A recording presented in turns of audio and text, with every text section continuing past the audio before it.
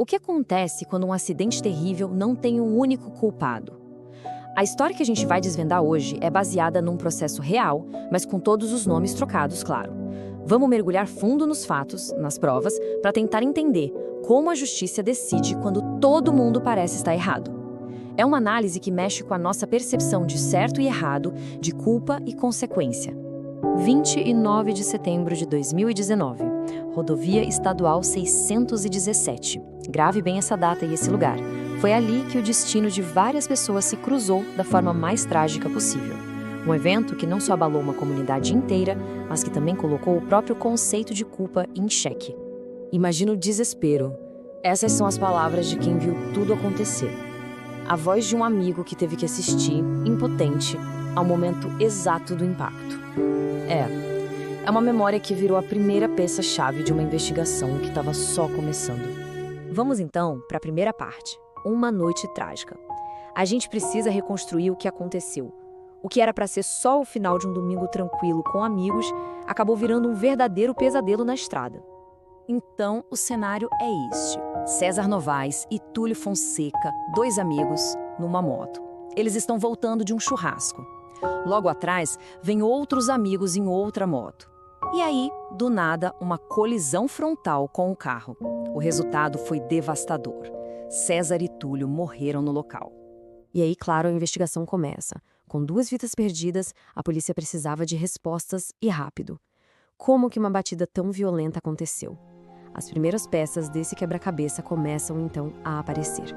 Olha, o que as testemunhas contam no início é bem direto. Todo mundo diz a mesma coisa. O Fiat Strada estava na contramão. E mais, com os faróis apagados já de noite. Para piorar tudo, o motorista, que a gente vai chamar de Paulo Brito, simplesmente foge do local sem prestar socorro. A revolta foi imediata, sabe? As pessoas que estavam lá ficaram tão furiosas que acabaram incendiando o carro dele. E tem mais, o depoimento de uma testemunha, a Ana Paula, que viu o motorista um pouco antes do acidente, é crucial. Ela descreve um cara que parecia totalmente confuso, falando enrolado, mal conseguindo ficar em pé. Chegou a se escorar no carro, sabe? Como se fosse cair a qualquer momento. A suspeita principal era óbvia, né? Embriaguez. Até esse ponto, o caso parece resolvido, né? Um motorista imprudente, talvez bêbado, causa um acidente horrível e foge. Simples. Mas é exatamente aqui que a história dá um giro de 180 graus. Uma descoberta da perícia que ia complicar tudo de um jeito que ninguém esperava. Sai o laudo toxicológico do César Novaes, o piloto da moto, e o resultado é chocante. 17,4 decigramas de álcool por litro de sangue.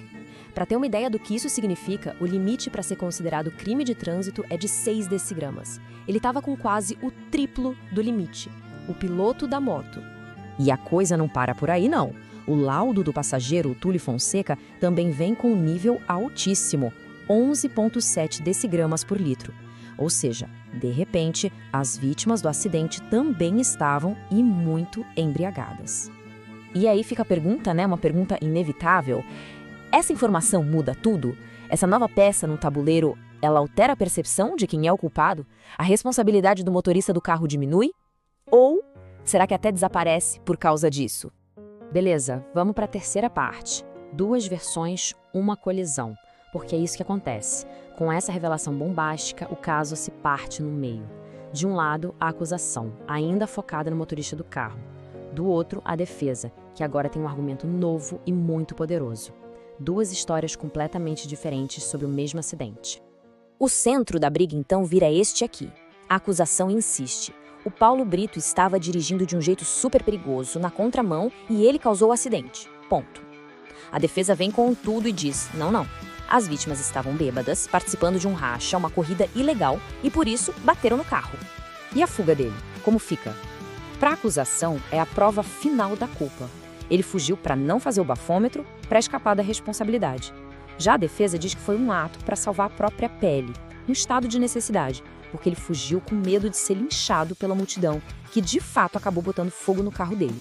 Chegamos à quarta parte, o martelo da justiça. Com 2 histórias tão opostas, a batata quente cai no colo do juiz. Como é que o sistema legal resolve um caso desses, onde parece que todo mundo cometeu erros gravíssimos? Para entender a decisão, a gente precisa conhecer um conceito-chave, a culpa concorrente.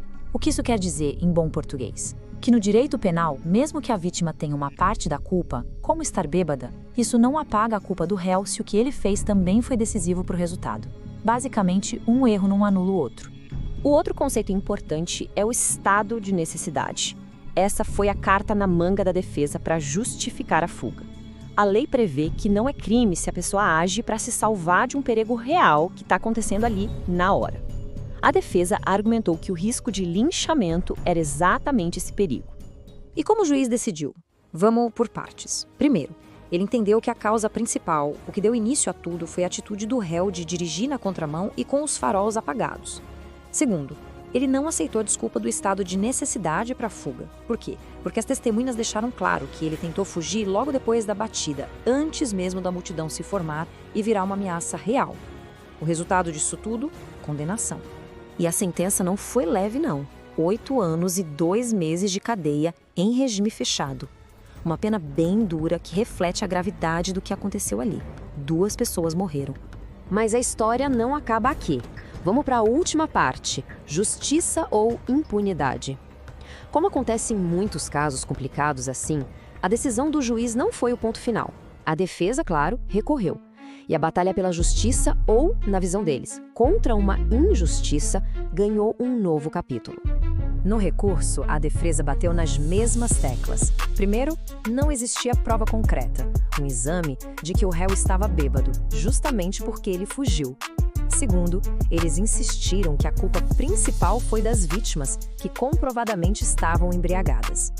Terceiro, voltaram a dizer que a fuga foi legítima para salvar a vida. E por último, que a pena foi exagerada, muito dura. E no momento em que a gente analisa este caso, a situação é essa. O processo ainda está rolando, em fase de recurso. A palavra final ainda não foi dada, porque se espera o julgamento por um tribunal superior. A história, acredite, ainda não acabou. E isso tudo nos leva de volta à reflexão central. Uma situação trágica, cheia de ICs e de erros. De um lado, um motorista na contramão que tudo indica que estava bêbado. Do outro, um piloto de moto que a gente sabe que estava bêbado. Quando não existe um vilão e um mocinho, quando os erros se misturam, como é que a justiça faz para pesar tudo isso na balança e chegar numa decisão que seja de fato justa? A resposta, como a gente viu aqui, está bem longe de ser simples.